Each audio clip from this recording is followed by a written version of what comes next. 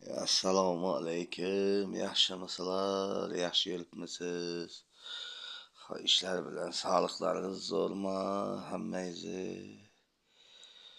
Odamdan odam yaxshi amallar qiladi ekan. Endi nima deymiz, odamga ishongan ekanmiz. Avvalam Xudo insof bersin hammaga. Hech kim kasal bo'lmasin, hech kim ne bo'lmasin. Ishga yarayman deb ishlamaga boraman, berga pulni bermasa, boshqa etmasa, ishga yaramin, iching, ham bering, ber, ag'rib, ishlab neta bersang ham, uni hech kim bilmaydi. Ne deyacakman, odamdan odam, yosh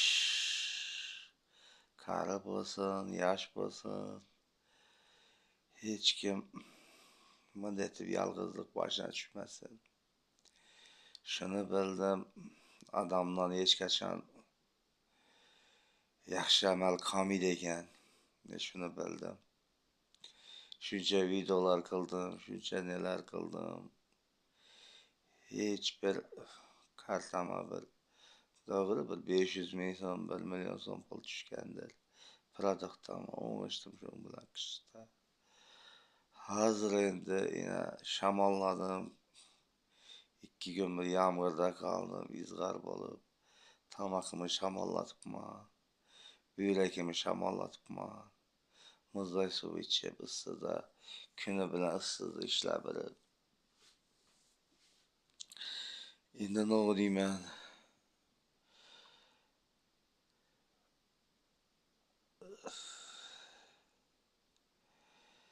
Avvalam Xudo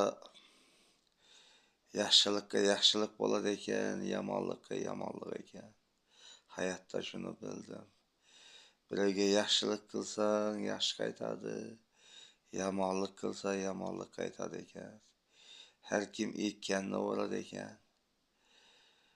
Bu hayotda yuribmiz, shu bola chaqa deb ham endi-ku men bolalarim ham yo'q, ajrashib bir o'zim yashayman uyda. Uylaning desam, pulim yo'q. Bir mehrga zor bo'lib o'tiribman. Yaxshi yomon kunimda yonimda turadigan. Yuzimga bosmaydigan, ishlamading deb, pul topmading deb, 1 yil, 2 yil endi bir